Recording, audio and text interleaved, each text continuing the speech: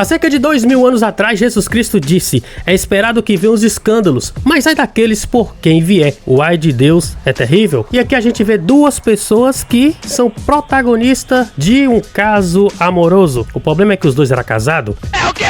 Estamos falando do pastor Tiago Alicerce e da Amanda, que segundo a mesma, eles tinham mais de 18 anos juntos. É brincadeira? Em todos estes anos nessa indústria vital, esta é a primeira vez que isso me acontece. E pelo fato da bomba ter estourado e ela tá sofrendo muito hater, ela decidiu abrir uma live e falar tudo como aconteceu. E agora a gente vai ouvir a versão dela, porque o que a gente quer aqui é a verdade. Prontinho? Senta na sua poltrona, pega o seu cafezinho e vamos para o vídeo. Pelo poder da verdade, eu, enquanto vivo, conquistei o universo. Sou Amanda, mediante aos acontecimentos de agora, eu tenho que me pronunciar, porque assim, infelizmente, a minha vida, ela veio à tona, então eu tenho que pegar e falar, né, a minha versão. Eu, ao contrário do outro lado, não consigo, mediante a tudo que está acontecendo, simplesmente chegar aqui e falar, ai, me desculpem, e acabou sabendo que estão falando um monte de coisa sobre mim. Eu respeito a opinião de cada um e eu espero que respeitem a minha versão. Eu espero que respeitem o que eu tenho para falar. Tá brabinha, hein? Eu, particularmente, não queria dar satisfação da minha vida para ninguém, porque ninguém paga as minhas contas, né? É muita gente opinando sem saber de fato quem eu sou, sem saber de fato o que aconteceu. Mas, por ele ser uma pessoa pública, eu tenho que falar, né? E tudo que eu falo, eu tenho provas. Estão falando por aí desse caso que eu tive com o Thiago, que não foi um ano, foram 18 anos. 18 anos. E o cara lá na igreja e tudo, fazendo a obra. É complicado. Há 18 anos a gente tem um relacionamento com um hiato de tempo de 8 anos. E a gente chegou a se falar. Só que o que acontece? Numa situação igual essa, a amante, muito prazer, ela é a crucificada. A mulher é a que merece ter a cabeça raspada. É a mulher que fez por merecer, porque se meteu num caso de família, que quis destruir uma família. E não é bem assim que aconteceram as coisas. Isso é verdade. Quando tem um caso de adultério, fica mais feio pra mulher. Você já reparou? Sempre pra mulher é mais feio, é mais rodada, é a que destruiu, é a que não sei o quê. Como se muitos homens fossem santos, né?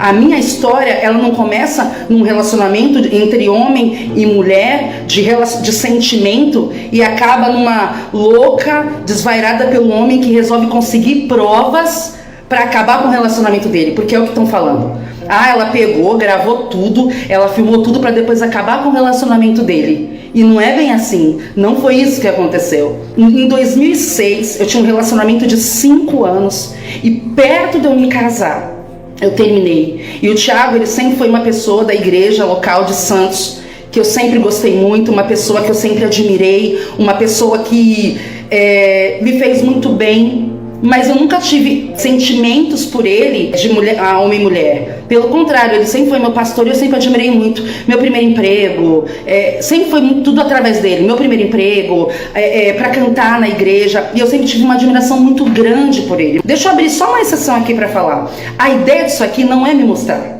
A ideia disso aqui não é eu pegar e me aparecer, é só eu pegar e contar a minha versão, porque são milhares de pessoas, até gente do Catar ligou aqui me xingando. Rapaz. Então assim, eu preciso que me escutem. Voltando, então eu nunca deixei de gostar da pessoa dele, da família dele, fui no casamento dele, tá tudo certo, a nossa diferença é de 10 anos, eu tenho 37 anos, ele tem 47. Então eu peguei e me relacionei eu tinha meu namorado e em 2006, quando faltava alguns meses pra gente casar, a gente terminou. E quando a gente pegou e terminou, eu fiquei muito mal. Eu e esse meu noivo, né, meu namorado, eu fiquei muito mal. E o Thiago, ele era meu líder de jovens. E eu fui desabafar pra ele. Essa história que a pessoa termina e vai desabafar com um amigo. Complicou. E o final geralmente não é bom.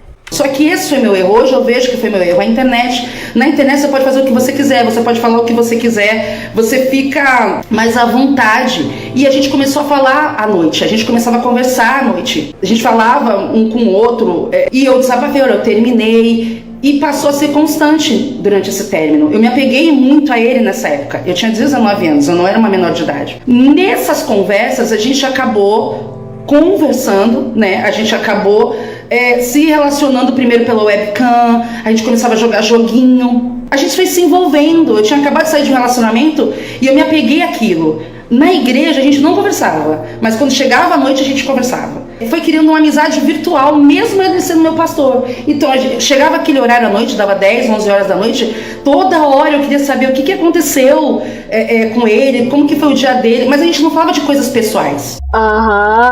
Sei. Sei, tá bom. Ele falava, como é que você tá? Como pastor. Até que chegou uma hora que a gente começou a jogar joguinho, jogava dama.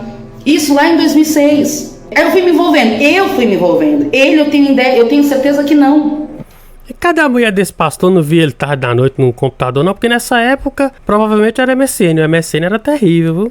Cadê a mulher desse cara? Não via ele tarde da noite jogando com uma pessoa que ela talvez não sabia quem era? É estranho isso aí, né? Que estranho. Só que o que acontece? Você conversando com um cara 10 horas da noite, você é uma menina, você acabou de terminar o relacionamento. A gente começou a jogar a dama, aí vem aquela brincadeira. Aí começou uma brincadeira assim, te comi.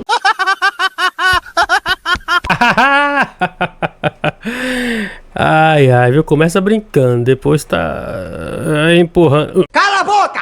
Vamos voltar pro vídeo. Aí eu, te comi de novo. Que estranho. Que conversa é essa? Tá estranho isso, pastor.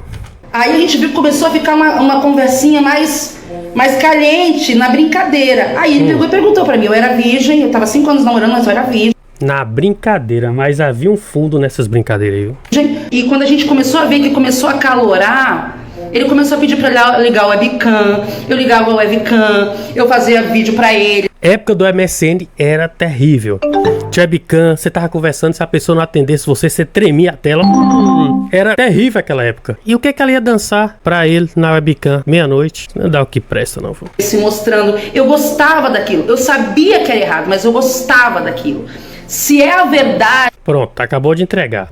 Ligou a webcam, sabia que era errado, mas ela gostava, então ela fazia alguma coisa errada com essa webcam. Que as pessoas querem ouvir, se a gente vai pegar e vai falar o que de fato acontece, essa é a verdade. Eu gostava, eu achava ele o máximo. Ele tinha aquela careca dele, era cabeludo, mas pra mim, ele era o cara. Pra mim, eu gostava de ver ele fazendo tudo que ele fazia. Era assim que eu via ele. Nessa que eu peguei e me envolvi com o Thiago, que eu tinha terminado esse meu outro relacionamento, a gente conversando pela internet, ele falou um dia pra mim, se eu for até você, isso era 4 horas da manhã, numa sexta-feira, em 2006, em agosto. 4? Você sairia comigo? E eu não pensei 2 vezes, eu falei, sim, eu quero sair com você, eu quero estar com você. E a gente saiu.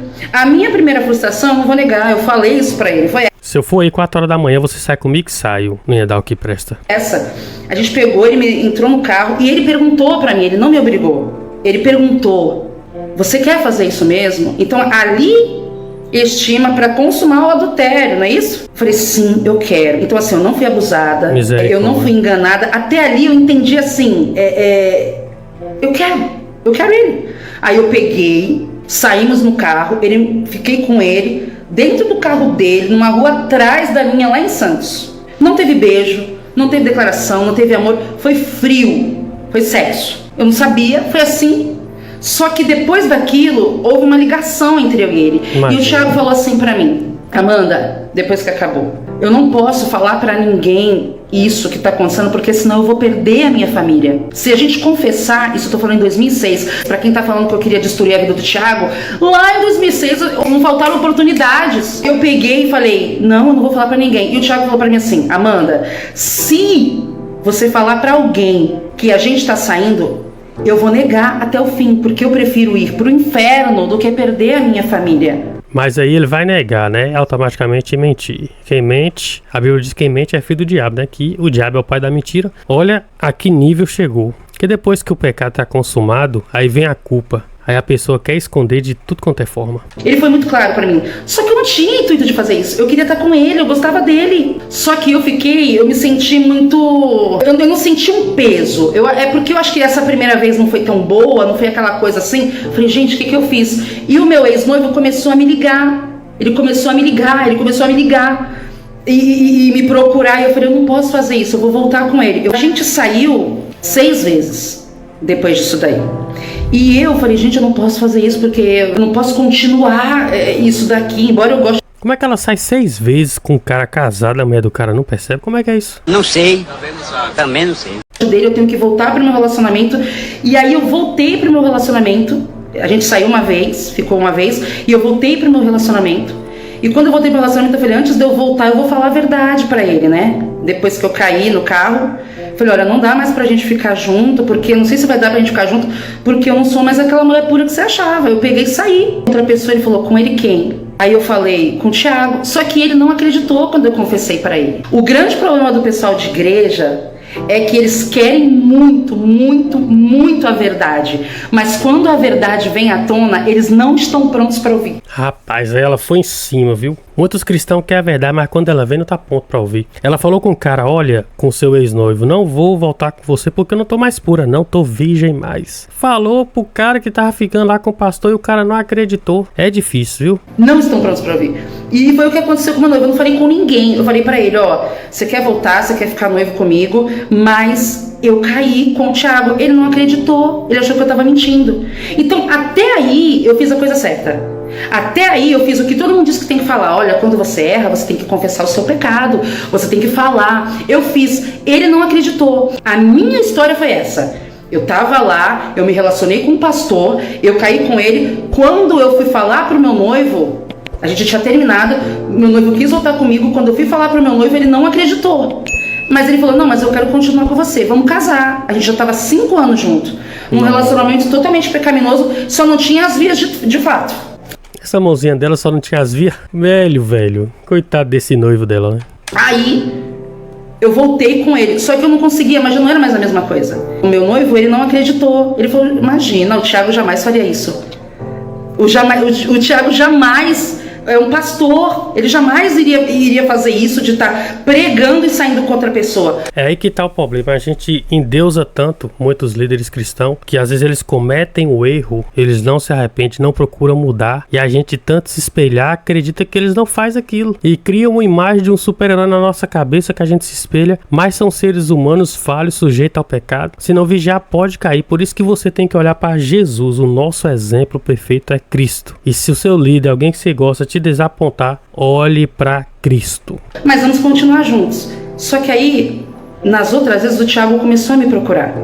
Eu voltei com meu noivo e ele voltou a me procurar e nós saímos mais, eu vou falar 5 vezes, porque depois eu explico a sexta. 5 vezes. Nessas 5 vezes que nós pegamos e saímos, eu lembro que eu já tava querendo, não, eu tenho que parar com isso, não vai dar, mas eu tava muito envolvida com ele emocionalmente. Eu gostava muito de estar com ele, mas não tinha beijo na boca, não tinha romance, não tinha amor, não tinha declaração. O Thiago, ele nunca fez isso. Ele nunca fez uma declaração pra mim. Eu não tô aqui defendendo ele, não. Eu só tô falando a verdade. Não tinha amor, não tinha declaração, só tinha vapo e todo mundo vai pra sua casa depois. Foi usada. O que aconteceu? Eu falava, não pode, né? Não vai dar certo isso, não vou conseguir viver, tá errado, é pecado. E fui pra igreja, pra Bola de Neve. Tinha acabado de abrir em Santos a Bola de Neve do Canal 3. E aí, quando eu tava lá, foi em janeiro. A gente começou em agosto de 2006 e saímos 5 vezes. Quando foi em janeiro de 2007, eu já tava com o casamento marcado pra casar no dia 7/7 de 2007. Eu fui pro Bola de Neve falando, gente, eu preciso de ajuda, é melhor mudar. Mas eu não tinha forças. Quando você tá no erro, você não tem forças. Falou tudo. O que faz muitos jovens desviar da igreja é porque eles pecam, caem e não tem força de levantar. Se olhar assim, julgar é fácil, mas é difícil. Quando uma pessoa cai no pecado, voltar, aí para de tomar santa ceia, todo mundo olha pra ele desconfiado. Então é difícil uma pessoa se levantar depois que cai. Se a igreja não cuidar, a pessoa desvia mesmo. Eu tô há 18 anos querendo falar. Sabe o que é você tá com 18 anos engasgada? Misericórdia. Querendo falar? Não tô querendo chamar atenção nem nada. Se o Thiago chegou e falou, só pediu perdão e tá tudo bem, mas eu tenho o direito de falar, não me proíbam. Por favor, eu tenho que ter o direito da minha versão. Então, aonde que eu parei? O bispo Nelson pegou e falou, se eu chamar ele aqui, você vai confessar na frente dele? Eu falei assim, eu confesso na frente dele, só que ele falou pra mim que preferia ir pro inferno do que perder a família dele. Ele vai negar. E viu o que aconteceu. Só que não chamaram o Thiago, eu fui pra casa. Quando eu saí com meu noivo dali, meu noivo foi falar, na hora do nervoso, com um novo convertido. Esse novo convertido começou a espalhar pra todo mundo. Ou seja, ele contou para um novo na fé, que não tinha estrutura para segurar um segredo tão grande. O cara espalhou, botou na rádio. Acho que eu acredito que o inimigo botou até mesmo na mente dele para contar pro rapaz que o rapaz ia fazer a fofoca. E aí a bomba explodiu. Mas você pode ter certeza que Deus estava no controle disso tudo aí. Não fui eu que espalhei para ninguém, eu não espalhei o que aconteceu para ninguém. Começaram a espalhar para toda a igreja e aí houve um culto o qual eu não fui, onde o bispo Nelson falou que a igreja estava sendo alvo de Jezabel, que o diabo... Parem de me ligar, por favor, parem de me ligar, por favor. Eu não vou parar de falar. O que acontece? Eita! Quando eu peguei e confessei o meu pecado, é o que a igreja diz que... Para de me ligar! Quando eu peguei e confessei o meu pecado, que é o que a igreja diz que tem que fazer, eu não falei para mais ninguém, saíram espalhando, não fui eu. Eu fiz o que a Bíblia diz que tem que fazer. Você vai ficar ligando, eu vou recusar. Eu fiz o que a Bíblia diz que tem para fazer. Eu não falei com mais ninguém. Eu fiz, só que eles pegaram e fizeram, parece que no outro dia um culto, dizendo que eu era Jezabel, dizendo que eu estava falando a mentira. Ninguém cuidou de mim, ninguém quis escutar minha versão, mas ninguém quis. É dessa forma, né? A mulher pedrada, e o cara ia ficando de boa porque era visto como alguém perfeito. Mas por trás dele tinha uma máscara. Por trás não, pela frente. Cuidar, olhar. Ninguém fez nada disso. Eu fiquei como louca. Falaram que eu era maluca, falaram que eu tava querendo a mulher dele. A própria mulher dele, a própria esposa dele falava: meu marido jamais ficaria com uma pessoa igual a você. Imagina, olha pra mim, você acha que ele me largaria? Tá tudo bem, é um direito dela. Ninguém não tava pedindo pra ficar brigando com a amante. Eu fiz exatamente o que a Bíblia diz que tem que fazer. Você erra, você vai lá e pede perdão. Isso em 2006. Só que desde aí, eu fui escorraçada, me xingaram, me trataram mal. Eu entendi que a igreja, que é o que estão fazendo aqui, agora comigo no TikTok, que é o que estão fazendo comigo em tudo que é lugar, ela não faz o que tem que fazer. Ela só critica, ela só julga sem saber.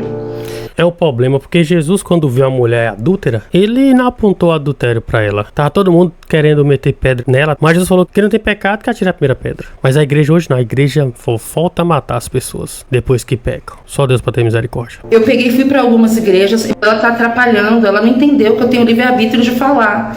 Eu acho que ela não entendeu. Eu não sei bloquear os comentários, moço, eu não sei mexer.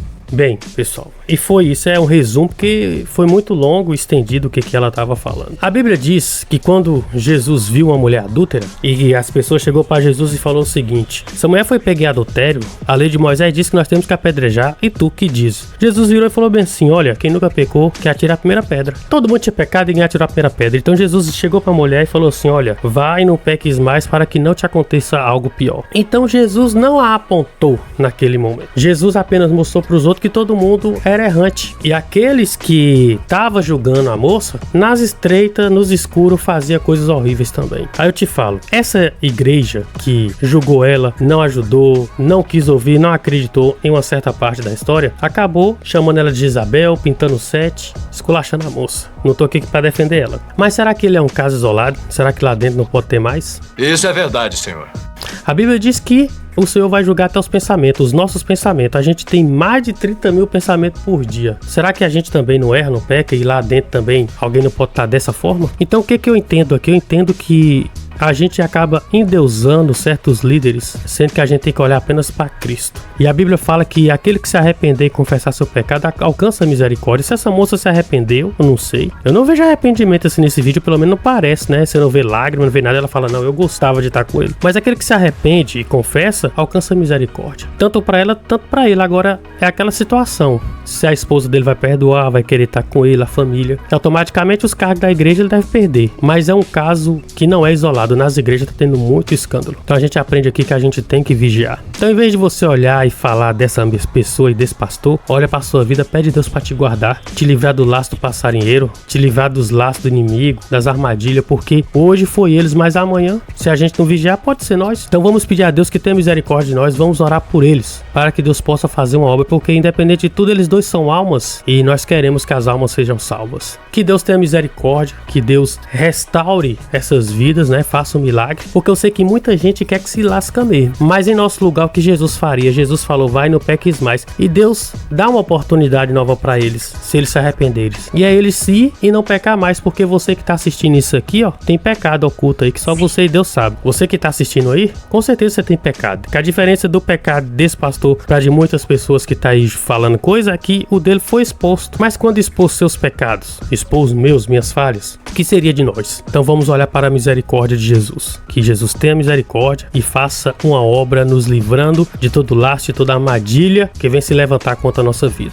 Mas eu quero saber sua opinião. Você acha que deve fazer o que com esse pastor? Qual a sua opinião sobre esse caso? Comente aí abaixo, eu quero saber. Se inscreva nesse canal, ative a notificação, deixa seu like, ele é importante para que as pessoas possam também estar vendo esse vídeo. Quanto mais você curte, mais a plataforma acredita que o conteúdo é relevante. Deixa seu like. E esse vídeo que ela tá dando depoimento aí, eu peguei no canal Cristão Também Pensa. Eu acho que é isso mesmo. É isso mesmo, Cristão Também Pensa. Peguei lá esse vídeo e fiz esse react. Deus abençoe. Vou deixar um vídeo aqui para você estar acompanhando, um vídeo muito legal. Espero que vocês gostem desse vídeo. E eu te aguardo no próximo vídeo. Meu nome é Júnior Trindade e essa é minha contribuição. Comente abaixo e assista o próximo vídeo aí. Valeu!